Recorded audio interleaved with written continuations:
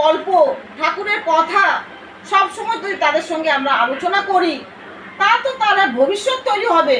তাদের ভবিষ্যৎ হলে আমাদের শেষ জীবনটা তাদের হাতে থাকবে।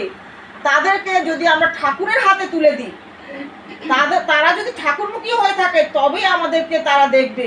আজকে তারা যদি ঠাকুরমুখী না হয়, ওই মোবাইলের মধ্যে ঢুকে থাকলে তাদের জীবন তো অন্ধকার। আমরা মা বাবা হয়ে আমাদের জীবনও অন্ধকারের দিকেই আমরা ডুবে থাকবো। তাই বাচ্চাদের হাতে মোবাইল দেবেন না, ঠাকুরের কথা বলুন, সবসময় ঠাকুরের কথা বলবেন, ঠাকুরের পথে পরিচালিত করবেন। যখন যেখানে যাবেন সঙ্গে নিয়ে যাবেন। আমি ফেসবুকে একটা বাচ্চাদের দেখি কি সুন্দর ঠাকুরের বাণীগুলো বলে, আমার তখন খুব ভালোও লাগে।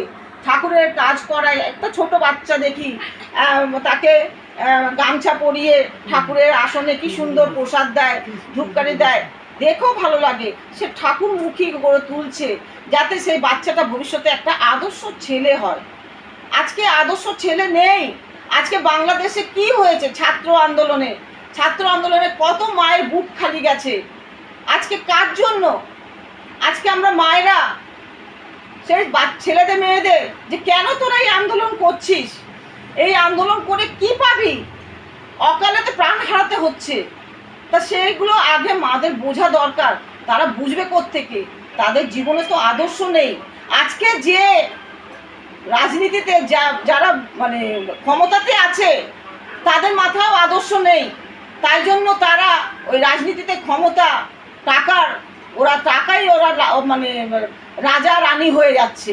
কিন্তু আমরা যেখানে আছি সেখানেই আমরা থেকে যাচ্ছি, অথচ আমরা বুঝতে পারছি না যে কি আমাদের জীবনে আমরা কি ক্ষতি করছি। আমি নিজের ক্ষতি করছি, আমার ছেলে মেয়ের ক্ষতি করছি। আজকে মায়েরা যদি না বোঝে তাহলে আর কোনোদিন দেশের উন্নতি হবে না। দেশের এইভাবে উন্নতি, আজকে সকল মায়েরা তো ঠাকুরকে ধরেছেন, ঠাকুরের বই পড়েন। ছেলে মেয়েকে বলুন যে কি করছিস তোরা, এইভাবে সময় নষ্ট করছিস কেন? এইভাবে সময় নষ্ট করিস না। আজকে ঠাকুরকে ধরে ঠাকুর যেভাবে বলছে সে পথে চল, একটা আদর্শ ছেলে হয়ে যা। আজকে আমরা এত টাকা পয়সা খরচা করে ইঞ্জিনিয়ারিং পড়াচ্ছি, ডাক্তারি পড়াচ্ছি, তা আর প্রথমে মাথায় যদি আদর্শ না থাকে, সে ডাক্তারি হয়ে একটা আদর্শ ছেলে হচ্ছে না। আর কালকে মনে হয় গতকাল আরজি করে যে ঘটনাটা ঘটেছে মনে হয় সবাই জানেন। হ্যাঁ, কেন হয়েছে? আজকে তার মাথায় আদর্শ নেই। আজকে তার দ্বিধা হলো না একটা মেয়েকে এভাবে করতে। আমি সেই মেয়েকেও বলি, সে মেয়েও আমাদের আদর্শ মেয়ে না। তাই জন্য ঘরে ঘরে আদর্শ মেয়ে, আদর্শ ছেলের খুব অভাব।